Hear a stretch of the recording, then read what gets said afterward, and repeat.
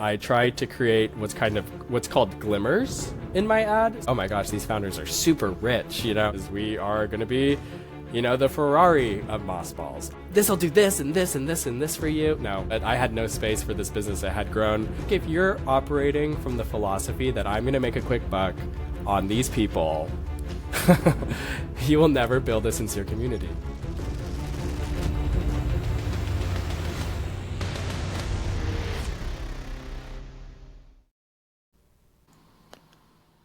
Hey everyone, and welcome to episode 3 of Two Ecomm Experts Season 2. Very special guest today with us, Jared Oliva. I'm very excited for this episode because it's the first time that we're going to talk about a very interesting product, something that's way more connected to art, something that's way more connected to how you grow a business into the millions without solving one of those big issues that every single ecom guy will be talking about.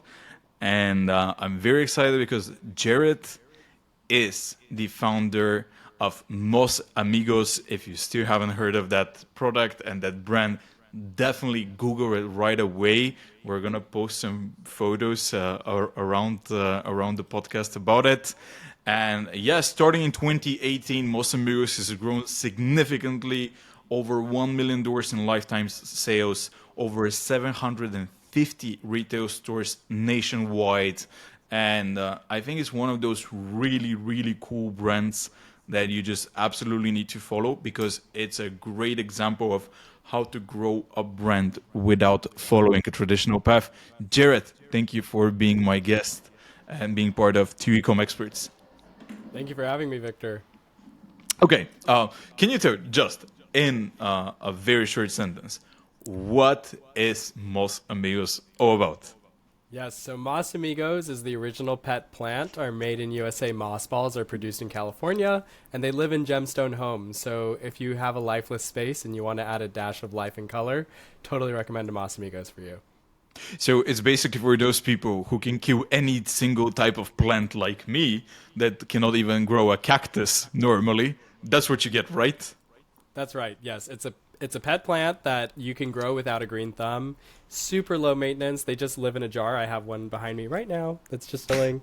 For those of you who are watching the video, you could see it. It's just sitting with a hat on in the background at my desk. And this is so cool to have a pet plant, to have a hat for your pet plant is just absolutely awesome. Everyone that's watching right now or listening right now, Google Moss Amigos and see it. I laughed so hard the first time that I saw you guys.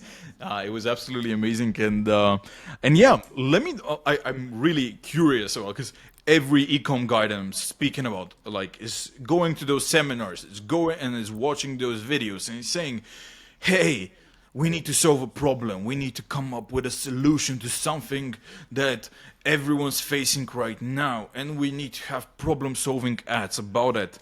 And then I see you guys and I laugh like crazy and I'm like, I want to get this.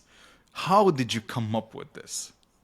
Yeah, so we came up with this. I came up with it with my business partner. We were hanging out in their plant room. We both like plants. They like plants a lot more than I do. And I had lived in Japan for 2 years before. And in northern Japan, they had this practice of putting the moss ball in a jar. And so I told him about it. I was like, oh, it's called marimo. And then he's just like, what, malama? Well, like he could not pronounce it. And so he thought the concept was cool. But we needed an American English translation, especially for California people. And so we came up with the name Moss Amigos. We got the trademark and we were at the flea market the next month. So that's kind of how the brand started and how the idea happened. Nowadays, we grow and produce our moss in California, and we learned how to manipulate the macroalgae, but that's how we got started in the early days. So you started off on the flea market. That's right. Okay, so what was it like the first year of Moss Amigos? What did you do in order to get it started and get it growing? Yeah, so the first year we just came up with the concept and we created the first product. Probably put $10,000 in on all all of the paperwork to set up the business and then the initial inventory. And I think we made $2,000 that first year at the flea market. You know, we're just selling $50 to $200 worth, working at this booth for 4 to 6 hours. But the most valuable thing from the flea market was the conversations that we had with people and me learning the type of people who would come up and what they were interested in about the product. So what did you learn there? Like, what were the lessons from the flea market conversations? Yeah, so, you know, we do say that the immediate utility of Moss Amigos is it's a plant that is super low maintenance and easy to take care of. But why do people actually purchase a plant, right? A house plant. Why do people actually purchase a house plant? The reason people purchase houseplants primarily is that they're bored and they want something nice and something entertaining in their house and something to do. That's primarily the reason why I think we can make, and some plant companies do make these claims like, oh, it cleans your air, it does this, it does that, you know, but at the end of the day, I would say most of the reason people are purchasing products is, you know, to add some zest into their life. And that's kind of my main takeaway. And so what were the features of the product that did that? So it's beautiful. I love the colors. I love the variety. I love that it's cute.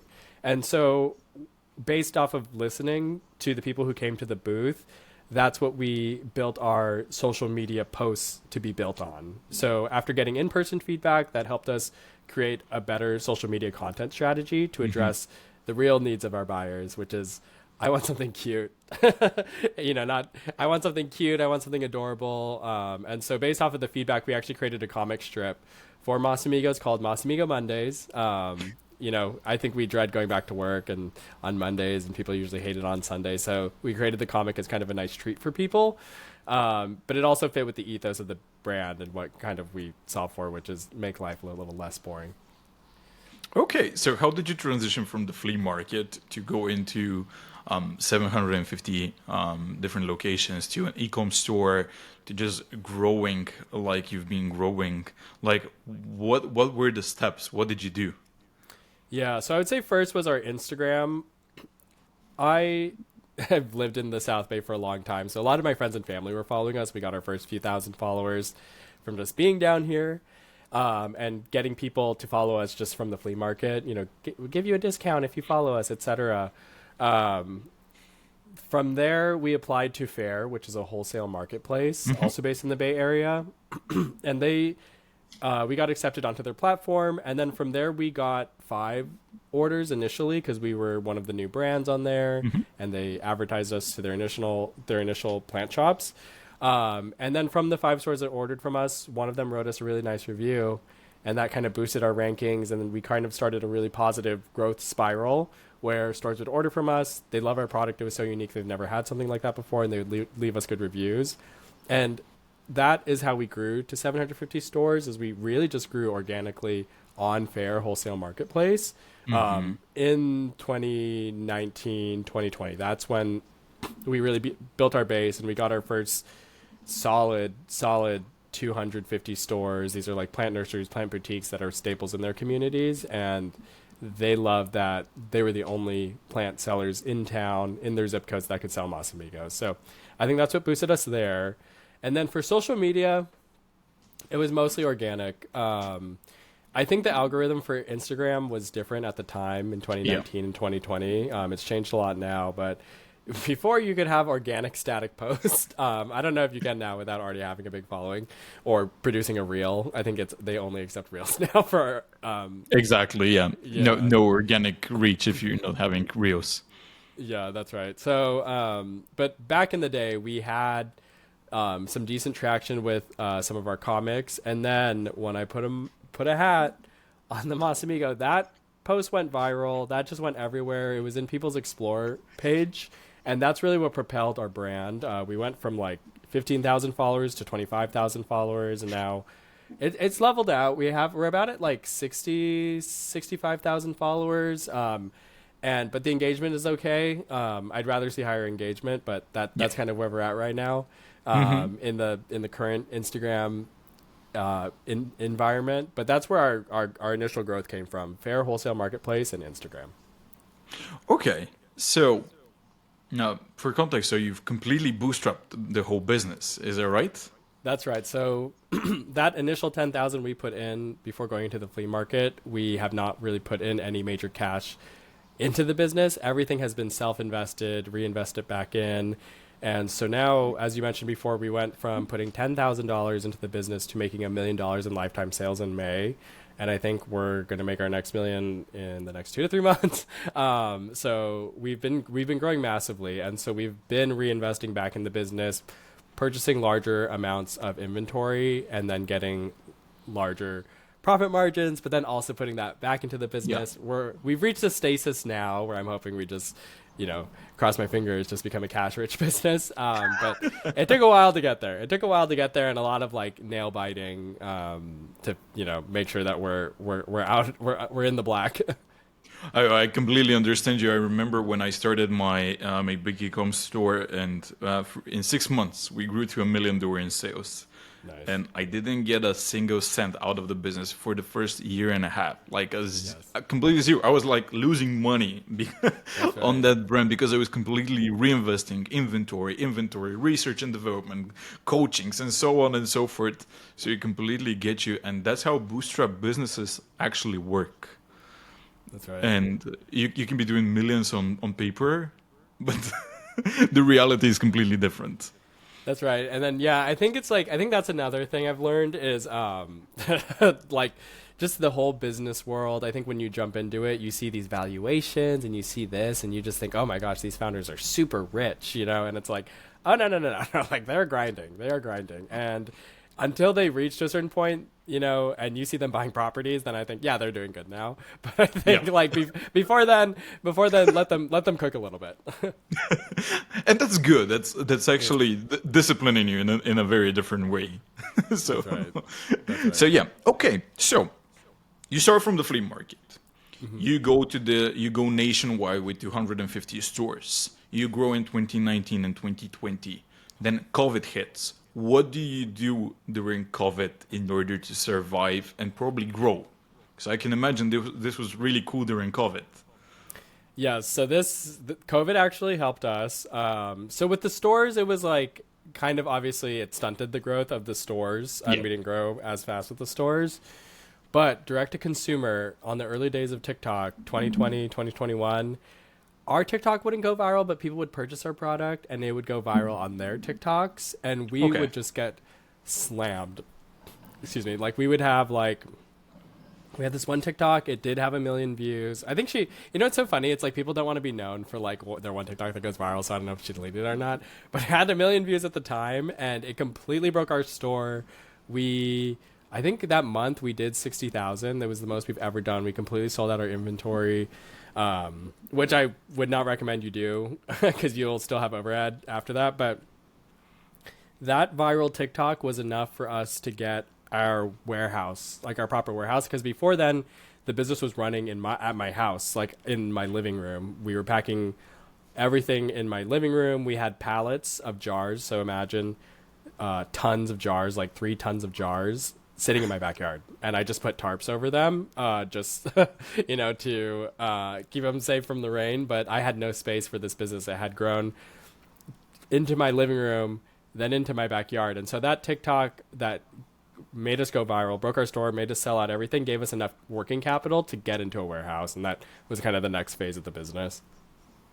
Super cool. And then what are the steps, and like where are you at right now?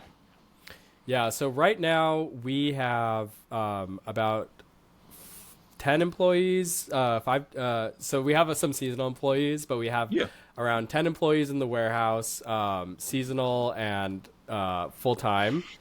And then we're building out a remote team. So we have a full-time customer support person, and then we have an account management team actually that we use in the Philippines. So my ancestry is Filipino, so I love the virtual assistants there. And I think they're amazing, hardworking people typically. And hardworking, that's right. Yeah, so they're hardworking. The type of English is American English that they speak, so they can understand our stores pretty well, and they're not like the other English speaking accents don't, but it just helps reduce some of the friction.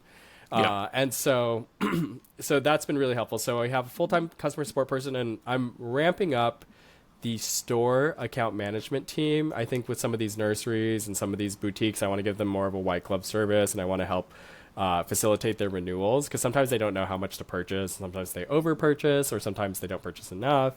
And we have enough data now to help them, figure out their sweet spot to order. So from just having me and a few part-time workers working on the business, now we have full-time warehouse staff, part-time warehouse staff, seasonal workers, especially in Q4. Oh my God, you need, with people getting sick, you need seasonal workers, like overhire seasonal workers. They understand that they're going to work part-time. It's totally fine.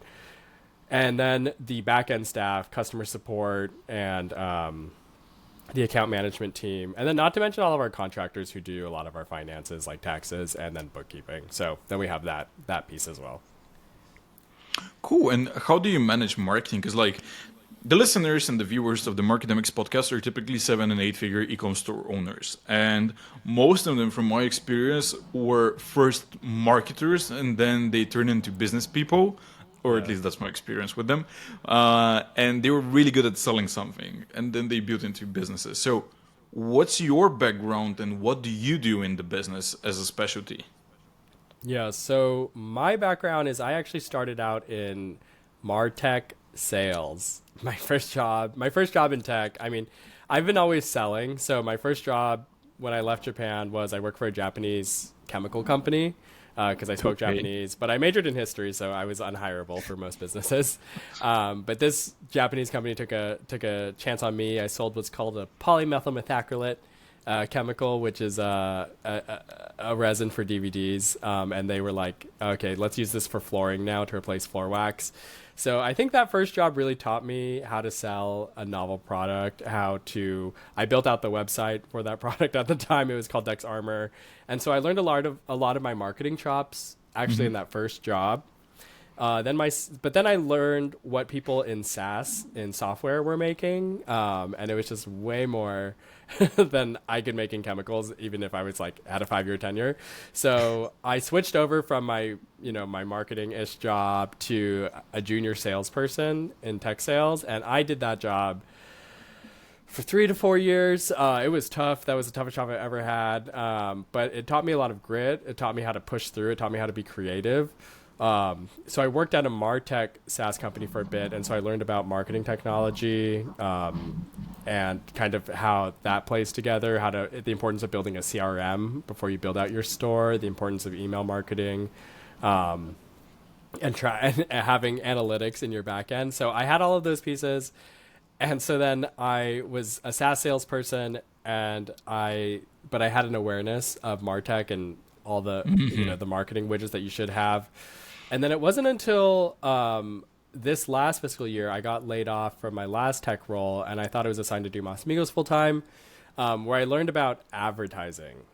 Okay. I got really good at advertising. So I was good at content. I kind of knew what content resonated with people. And I had the buyer psychology knowledge from sales from before. And so I combined my knowledge of what content people like, buyer psychology from sales. And once that got mixed in the pot with advertising, I was producing really good campaigns. And so our store's traffic our revenue quadrupled from 20,000 to 80,000 almost, or the high 70,000s in just a few months, just from running ads on stuff that I already knew that worked. It was just a distribution problem. So that's kind of my background and kind of what I'm doing now. When did you start running ads? So when was that? It was actually just this Q3 of 2023. And that really just... Wow, so you just started running ads. Everything else was pretty much organic right before then, yeah. Wow, okay. Yes. So this completely blew up because of it. Yes, monetarily, okay. Yes. Yeah. So, quite interesting in that regard. So, how did you perceive marketing for a business like yours? It's growing organically. People love it. They probably share very funny comments. What's different between this and all of the other e-com stores that you're seeing? Yeah. So I think with a lot of the other e-commerce stores, they're very utility based. So the buyer is very rational. They present a problem or a symptom and they said, this is our product solves this. Okay. So I think that's great. And that speaks to a certain level of consciousness. My product, on the other hand, is a more of a humanistic buyer. It's kind of more of an enrichment product for your life or your space. And so my approach was not that type of buyer. My type of buyer, I'm speaking more to the emotional side of someone. And so what it looks like in my advertising is I try to create what's called glimmers in my ad. So a glimmer in polyvagal psychological theory, glimmer is the opposite of a trigger. So a trigger sets up your nervous system's autonomic responses. So like, for example, fight, flight, freeze, or fawn, they make you danger. They don't make you feel good. Glimmers, on the other hand, they make people feel safe and they make people feel curious. And so if you look at some of my advertising, first of all, the tone of some of the pictures, one of my most popular pictures, is purposely warm. The tone is warm. The moss ball is safe. He's sitting in glass, protected in the jar, and then he's wearing a little hat. And then the caption doesn't take itself too seriously. It just says like, this is a unique friend for you. It doesn't say like, this will do this and this and this and this for you. No, it's just, he's just. And you're becoming defensive and you're like, oh my God, they're selling something to me and I need to be rational. That's right. And I need to be careful because somebody's trying to sell me something. That's right. And you probably have buyer's remorse for other things that you bought that you thought were going to be right. So, there's just so much working in the machinations of people's mind. But that's how I present my ads. I try to put, more of a glimmer in them, or just like more soothing elements. Another ad that I have it's just aventurine rock, aventurine stone with the moss ball sitting there and a white background, and it just looks beautiful, and it's sparkly and it's shiny. And it's just very simple. It's not chaotic. People are like, oh, I like that. I think another one that I do is the moss ball sitting with a beanie in it, looking cozy. I think it's Scandinavian. I think it's called Hygge. Hygge. Yeah. So I read about that concept, and I was like, yes, duh, that makes sense. So the moss ball with the beanie, Hygge vibes. Just cozy, sitting down, and invite you to be cozy as well. So I think that is one way I approach the marketing and sales of my brand. You can also purchase moss balls from a pet store, and they cost $8. But the way I present my brand is we are going to be, the Ferrari of moss balls. Our moss balls cost at least $40, and they can go up to $60. We have $70 moss balls if you want Moonstone or something nice, because it's a nice quality moss ball produced in California with beautiful gemstones. So it's like you can get a Ferrari or you can get a Camaro. But, if you have a Camaro, don't say it's a Ferrari, right? They're different cars. Yeah. Okay. So for everyone that's listening or watching us right now, how do you create glimmer? Like, how do you spark glimmer into your ads? What should be your concept behind it? Yeah. So I think it depends on the audience that you have.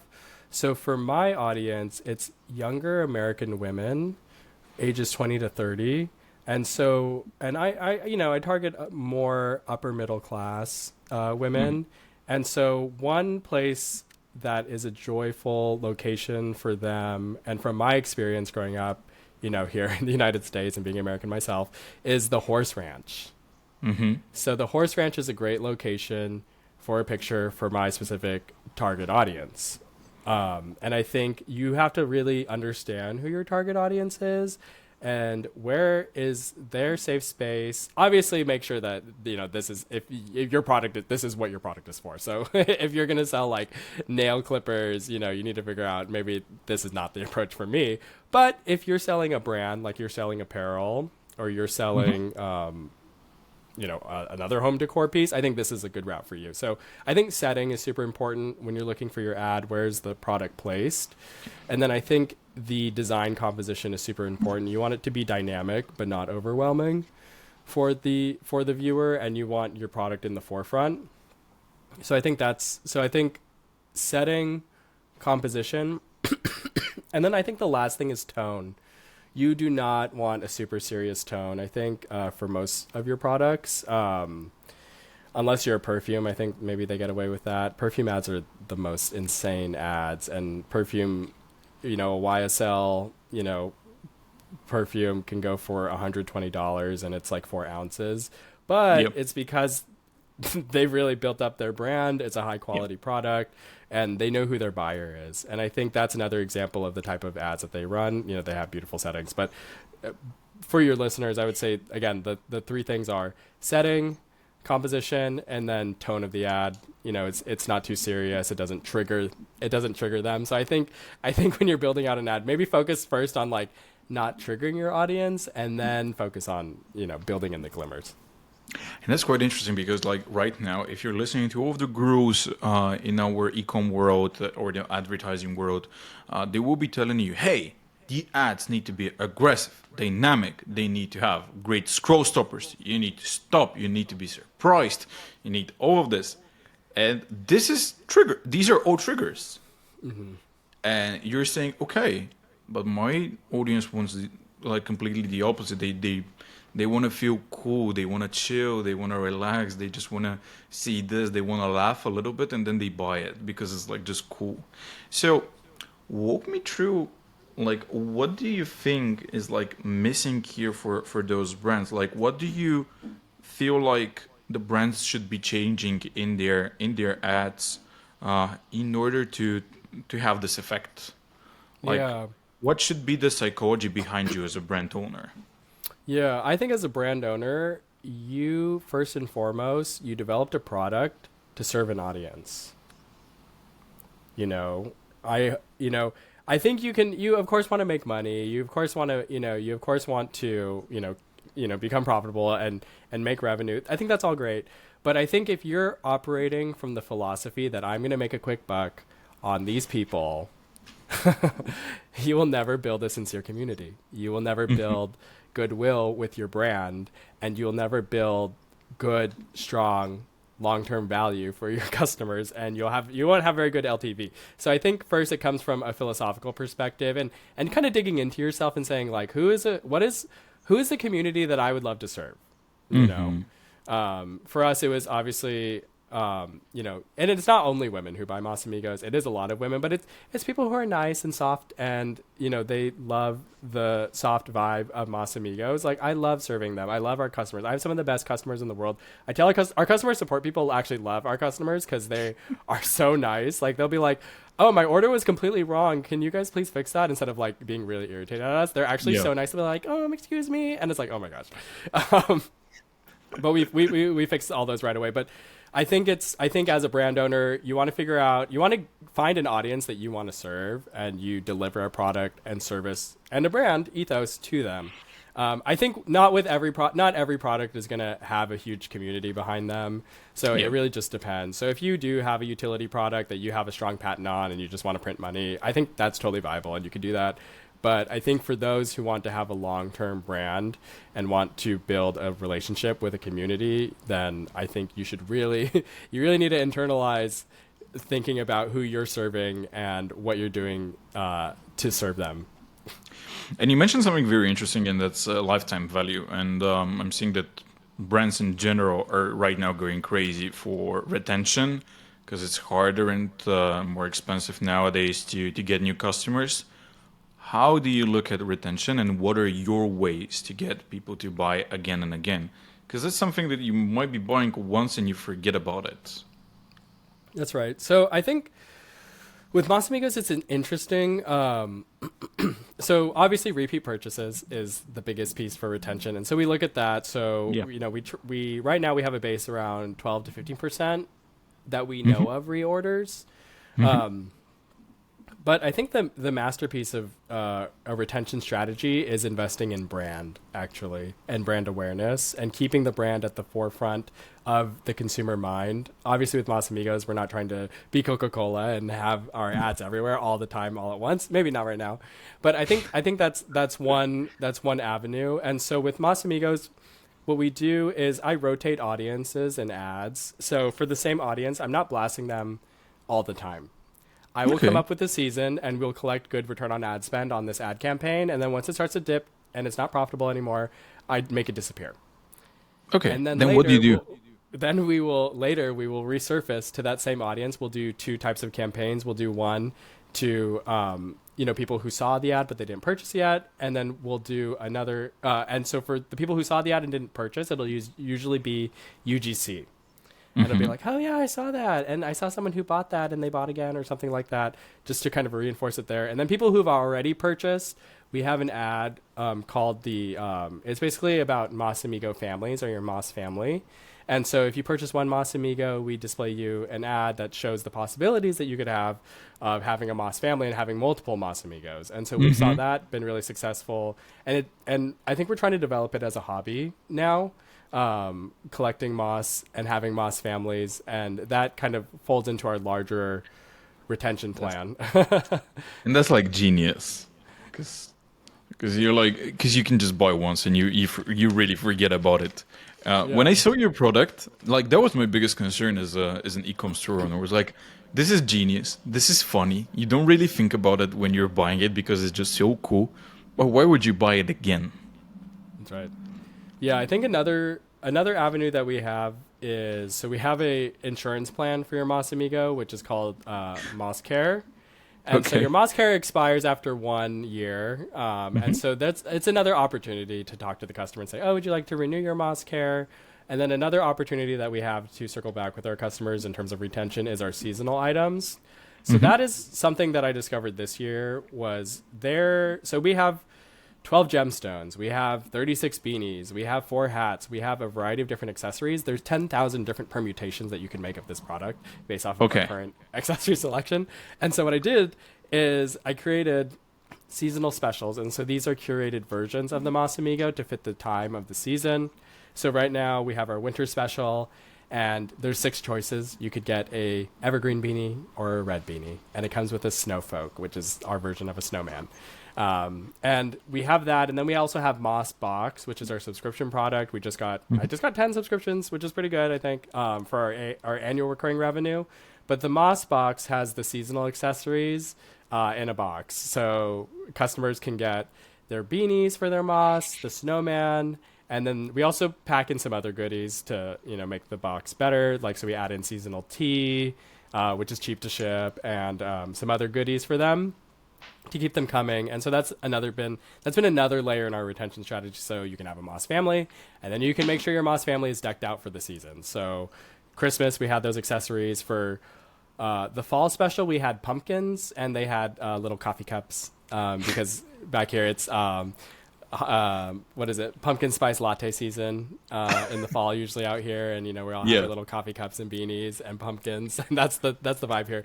So, and then for the New Year's Moss Amigo seasonal kit, we're going to be having champagne, celebrating the New Year, and so your Moss Amigo can have a little champagne, a little hat to celebrate the New Year. So, and you can expect Valentine's Day, and et cetera, et cetera. We have a good amount of content. How do you advertise this? Pipeline. So do you advertise it on Facebook, or you just do it in terms of retention? You have it as email flows or email campaigns that you're running. Like, walk me through your strategy for seasonal product, because that's like a really big thing for many brands.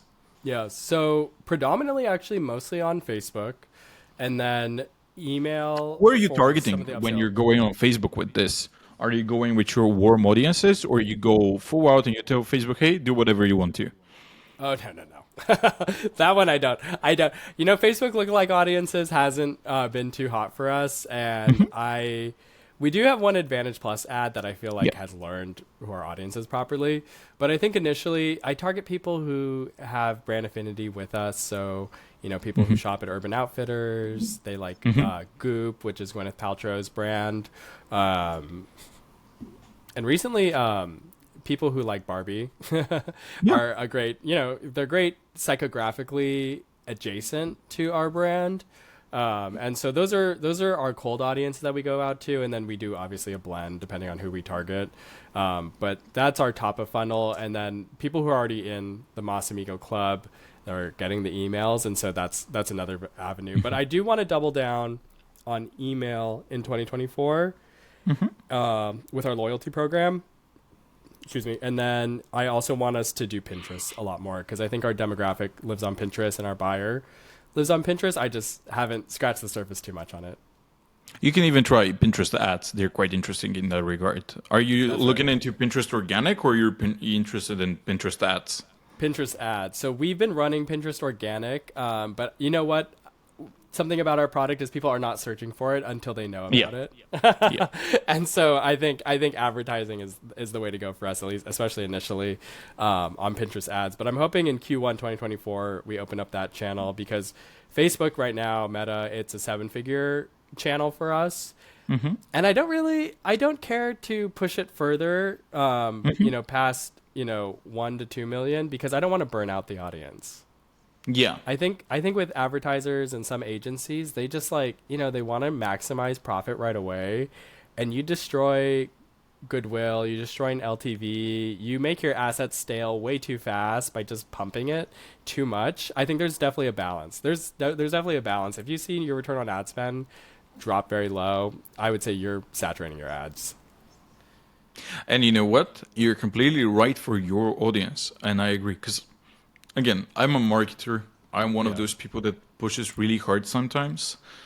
But then for some brands, it's just way better to keep it low. We just had a conversation actually with my colleagues, with one of our clients, and we were like, yeah, we can probably push it 2 to 3 times more in terms of ad spend. But you're getting great return on ad spend, and nobody is saying anything bad about you, and everyone's happy. Let's just keep it this way, and focus on the business growth internally. And he was like, yeah, that's exactly what we need to do. Yeah. So that's a great thing here, and quite interesting. I'm just going to let you know that, hey, I'm going to get back to you in 6 to 7 months. I'll ask you how Pinterest is going. And if you've rocked Pinterest, we're making a second episode. Yes. And we're talking about Pinterest ads. Pinterest is its own beast. X, Pinterest, Snapchat, maybe TikTok, if they get it together, they could all compete more easily with Meta if they just, I feel like, had an ad segment on people who buy already from their platform. Like Meta has the engaged buyer segment, and I think it's so valuable as an advertiser, and just I don't see it as much on the other platforms. I played around with X, and I just didn't see that, and also my audience is not on X that much. It's not on X. They're not on X, so no. Or Reddit, too, or they're not. No, on you Reddit need triggers much. There. Yeah, it's all about triggers there. That's right. Yeah, so but yeah, Pinterest for sure. I think Pinterest is conquerable. We have very good static ads, static assets, so I definitely think that's definitely our next place of expansion. And I came up with so many questions in regards to that. But okay. I wanted to ask you, in terms of formats on Facebook that you've tried out, what's really successful for you? Like, what turned out to be quite successful, and what turned out to be completely failure for you guys? So for us, so far, video has been not good for us, surprisingly. Okay. Our product has not performed good on video. I'm not sure. I think whenever a human comes into the frame with the Moss Amigo, we see like a precipitous drop in engagement. And so it's hard to produce a video. Maybe, you're making me think now. Maybe I should make a video where a human does not appear.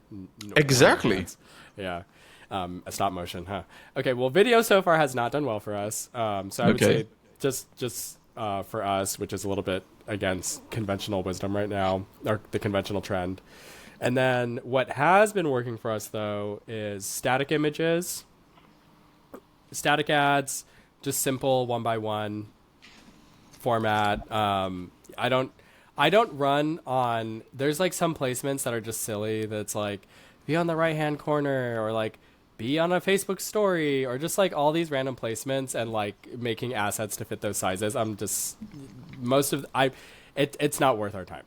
Like, it's not. Okay. So I don't run placements on like the random spots on Facebook, like the lower right hand spot or like interstitial in the story. Like I just mostly run in the feed, and I'd rather just focus my ad dollars in feed, and just one by one static images. What performs well? Editorial shots, obviously, of the product that I mentioned earlier with the Glimmer formula. And then something else that's been performing well for us is memes. Just a little meme. Like we have this one meme, and I'll send it over to y'all later. But it's basically like a comic of this guy named Billy, and his dad gave him some money and said, "Billy, be wise with this money." And then the last panel is Billy, and he's buying a Moss Amigo. And I know this one. We Yeah, were it's on. like, Billy, no. We were doing the research with Joanna from our team. She's like right now in the backstage, listening to us, and we died laughing. We're like, we need to get you on an episode, and that's Yeah. exactly because of that meme. We were laughing Nice, like crazy because of that meme. Yeah. And you know what? Let's point it out. Here we're opening on the video the ad. Like that's that's something that we need to pop up, because like that's genius, and I really loved it. And so you're into memes. So you saw some concepts that were working. Like you see that something's working. What do you do next? Do you replicate those ideas, or what do you do? When I see an idea that I'm potentially interested in, I test it in two ways. One, I post it organically and then just see how that performs organically. Okay. Although Instagram has been weird lately. I used to be able to test. I felt like I had better testing abilities before, but now I don't know how our distribution is. And then the other way I do it is I do ad labs. So I'll run variants of different assets with different copy. At $2 ad spend, and then we test the click-through rates on those and see how it performs against some of our traditional audiences, and I let the data let me know, hey, this has a 2.5% click-through rate or 4% click-through rate. So once I find an asset that works, then I move it to another test where I will run that ad for $25 a day, and if it prints us money, then I let it go. Okay. And that's really good, really okay strategy in that regard. Something else that I wanted to ask you: did you start working on like the TikTok shop? Have you heard of that? It's something that people are getting into lately. So how do you feel about it? Yeah, TikTok shop, we are on it. So TikTok is interesting. Our individual profile has not gone viral itself yet, but we've gone viral on other people's TikToks. With regards to TikTok shop, we've done like 2 sales on it. It's so funny. So we're doing like millions of dollars on Meta and our Shopify store. But TikTok shop, we have not been as successful on, I think for 2 reasons. One, we have not devoted time to TikTok because it's just the UX experience for us. It's just too much. It's like very Eastern style UX maximalism where like every single feature is like in my face and the integration of the product as well, it does not play nice with Shopify. Like we got the one order we had took us 30 minutes to do because for whatever reason TikTok is trying not to get in trouble with our government and like redacts everyone's information from the order form. And so it's like if we're going to print out an order, we have to see their address and their name, and it comes out anyways once the paper prints. So there's so much wrong on the operational side of TikTok shop. But if you have a product that's not super expensive, like I would say the sweet spot is like $25 or you're shipping apparel and you have a bunch of sexy influencers wearing your shorts or something, then that's good for you and that's lucrative and that's enough for you to pay for someone to sit on TikTok shop and then process their orders on TikTok shop. But it's completely different. It's not going to play well with your Shopify. So yeah, I haven't been great on it. I haven't had much success there. Our audience does live there, but I would say the segment of our audience that lives there is very price sensitive, and that's just not. It is. As a marketer, your job is not to sell to price sensitive people. It's to reach the right buyers and to explain the product properly. So you're not competing with Walmart on every little pricing. And you know what? That's the geniuses behind Facebook. Because like Facebook is so smart with the algorithm because they're basically tracking every single website, and especially in the US they're like even better. because they're having even other data streams that they're not talking about too much. But it's just the perfect algorithm into picking the right audience and showing when they're actually able to buy. They can sense that. They can, like, the algorithm, the AI is so smart in that. So, and that's something that TikTok is still far away from what I'm seeing. They're great with, like, understanding organically what you want to get served, but they're so bad in terms of, like, the ads algorithm. And that's the same for Snapchat. It's the same for Pinterest. They just haven't been able to yet to develop something like that. Google is a completely different story and different animal in the way it works. Have you been able to actually make Google profitable, or you haven't tried? We tried a little bit in Q2 of this year. I think for Google to be successful, you should have some SEO investment prior. So, for example, our product is good as a class pet, which is something it was a custom here where, it's like people had, like, back in the day, people would have hamsters or gerbils or guinea pigs as class pets. Nowadays, the kids are allergic and there's so much regulations on the class pets. So the Moss Amigo makes a great class pet, but people don't know about it. And so I think what we're going to do next year is we're going to invest in SEO. So we're going to own Friendsgiving. I want to own Friendsgiving, and I want to own class pets, and then maybe one other category. And we're going to build SEO around that. And that's what we would invest Google ad spend on. But I think, like, our product, it's not really suiting the search industry in that regard. Yeah, it doesn't. Yeah, we've run ads, so it's so funny. And, like, my partner's cousin would text me and be like, "Hey, I was playing Candy Crush and I saw an ad for Moss Amigos. Nice." And I'm like, "All right, well, you are not our target buyer, so I don't know why that ad went to you." And so people love when someone's telling them that they're being served their ads, and now you're like, "Oh my god, the completely wrong person is getting my ads."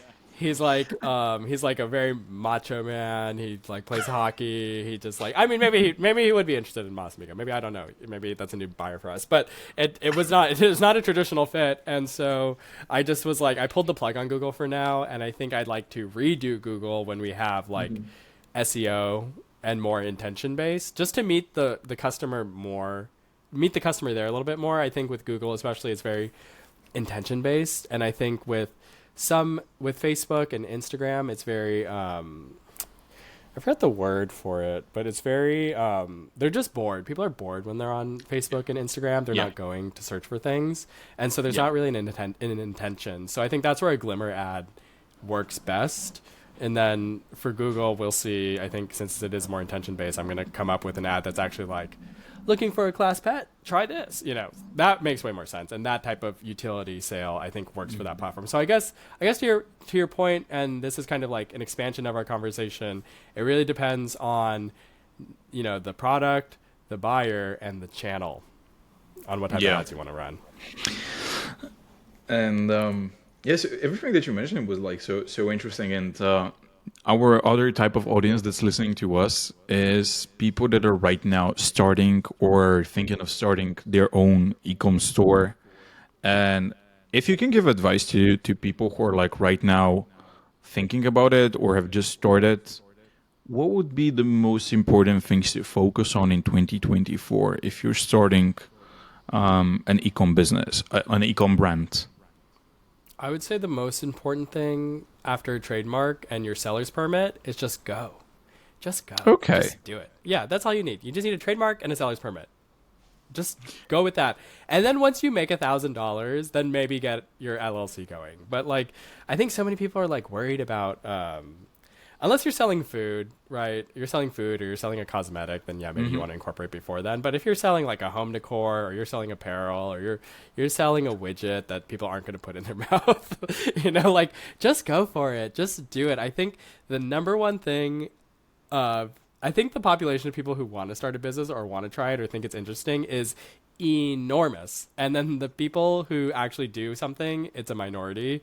And it's funny, like, because it's so easy nowadays, and, like, the percentages of people who are going into entrepreneurship in one way or another is actually dropping every single year, regardless of the fact that it's, like, costing you almost nothing to try. All you need is a phone. All you need is your phone to do it. I think I think, and it's okay to fail. I think it's funny. Like our business wasn't like a straight success. We did not make, I did not make any money the first couple years on this business. But I just kept it in the background, kept it going. I don't know. I think my biggest advice for you, if you're interested in starting, is just go and put it out there and then make your post. And then once you make your post of your store, go comment, go run around and have your store comment and try to get traction before you put, money into it, or put a little bit of ad spend on it, or take a ad class or an ad course. There was this, where I learned how to do ads is called Million Profit Mentorship by Josh Coffey.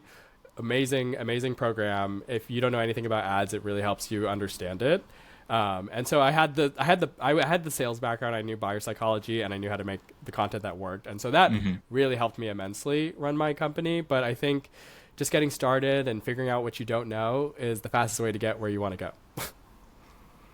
That's perfect, and I love it. And my advice would be, watch again the whole episode from the beginning, because what you mentioned was like there were some key factors. I don't know if you're taking into account those that much, but you spoke about a very specific community, serving that community, wanting to serve that community, which is like so important. Having the right tone of voice that is serving them, because it's one thing to be having fighter jets like behind me and promoting something that's regarding that's like very triggering, and then the concept of Glimmer, I feel like that's just genius, and I'm gonna make every single person on my company to watch this episode and like think about it, because in my opinion it's genius. It's like going against the whole trend, going against everyone who's saying that, hey, you need to be as dynamic as possible and shout at your audience as much as you can. So because you're this self-taught person, I see that you're just like that. You love just researching and like reading and all of that stuff. In terms of advertising and in terms of business, what are your favorite sources of information? Where do you get inspired and learn more on how to get better?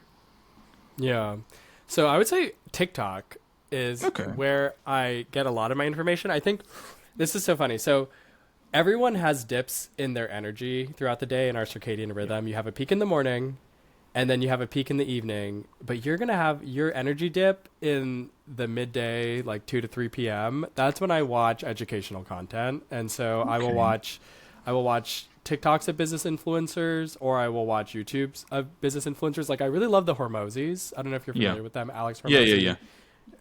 And his wife. I think they're brilliant. I think they're so Leia, brilliant, especially on the operation. Really good, Yes, Layla is so good with operational things.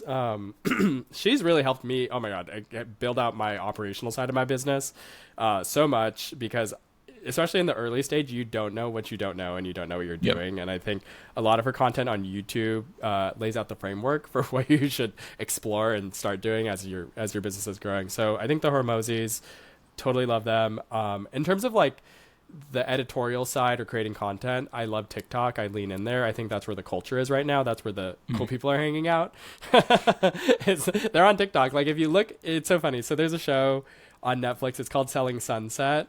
And they sell luxury real estate. And so the people, like I just saw an episode, and this guy is buying his house. It's like a $4 or $5 million house, and he's 20 years old, and he's on TikTok, and he's a TikToker, and that's how he built his brand up. It's so funny. He's like, I'm a VC now too. And I'm like, okay, sure, you're doing a bunch of seed runs, but that is where the energy is. That is where the culture is happening. And so I think if you're a marketer, you cannot be pop culture illiterate.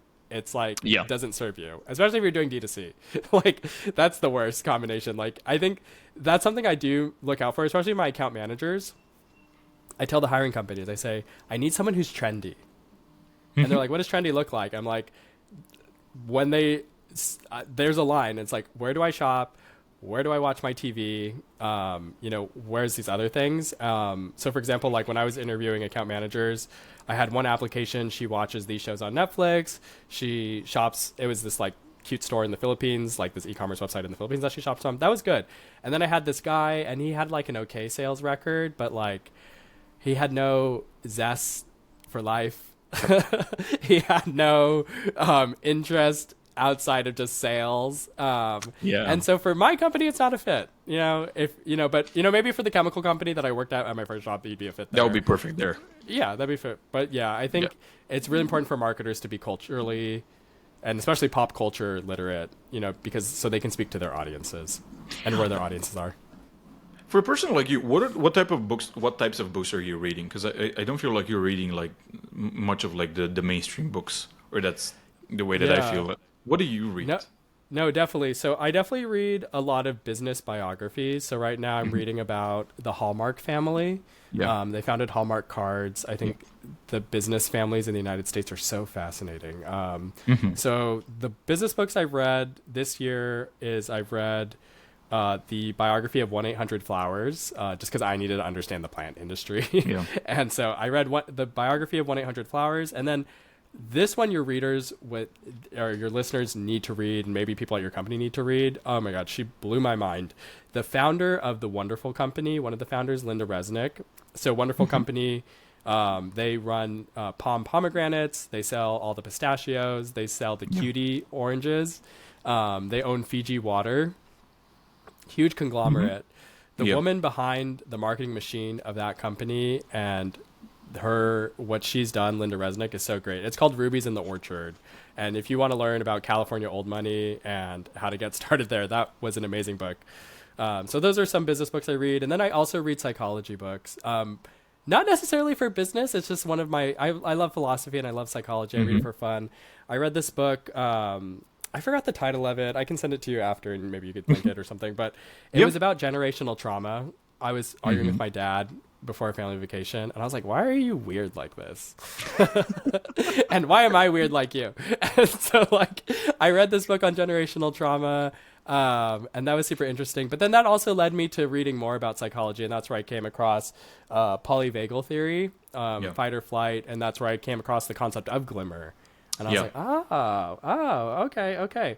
So yeah, I guess business biographies and autobiographies, and then I like reading psychology books. It's kind of I always tell my people that the books that I'm reading have nothing to do with business, and that's why I'm good at business, because I understand life better because of those books, and that's why I'm reading novels and I'm reading stuff that has nothing to do with hey, how to make your next 1 million, or hey, how to craft the perfect ad, or whatever. Is just about life and understanding life and psychology and in different forms.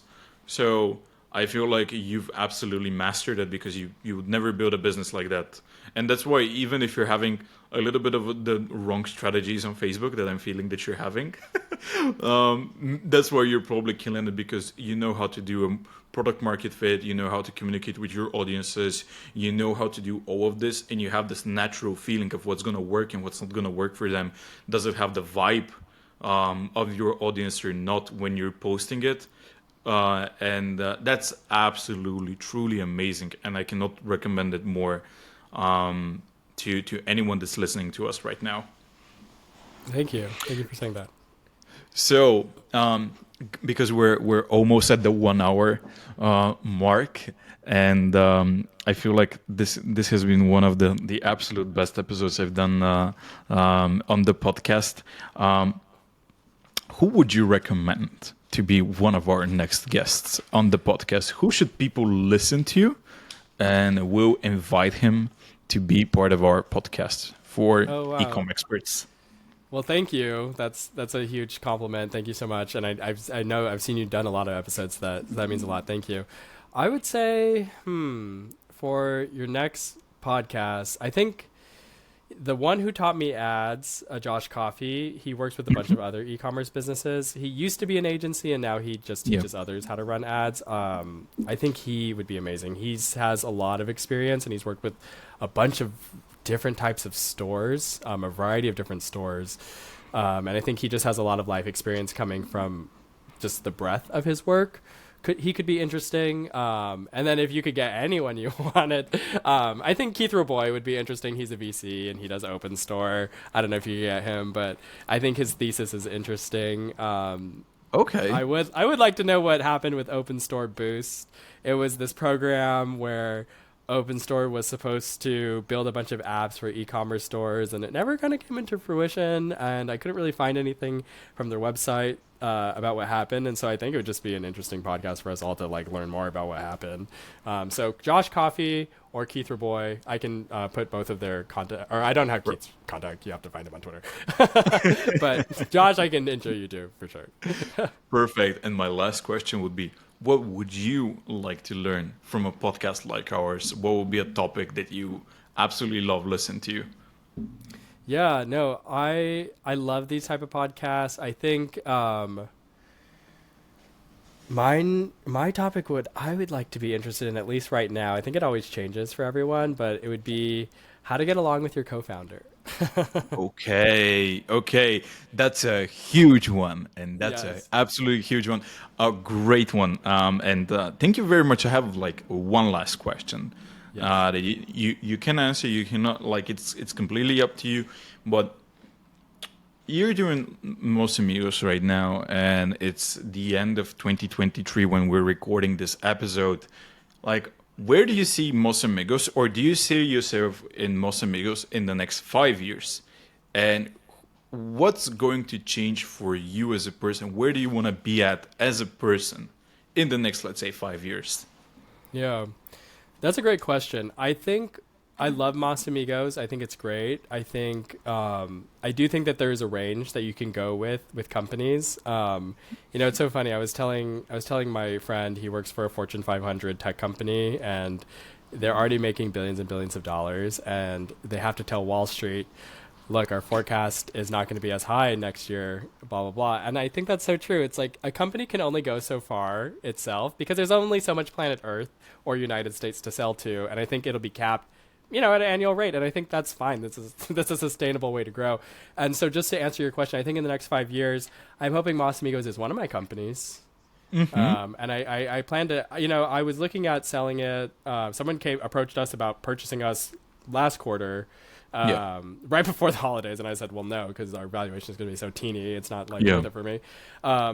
But I would rather keep Moss Amigos profitably in our family, as a family business, and just keep it there and just have it print money for us, and then start my next business and let that run more autonomously. I think I need to be in there like 5 to 10%, but not as much as I am in now. And that's where I see it. I see Moss Amigos as one of my companies running on the side. And kind of running, and I'm hoping it has like a good $4 to $5 million annual run rate with a healthy profit.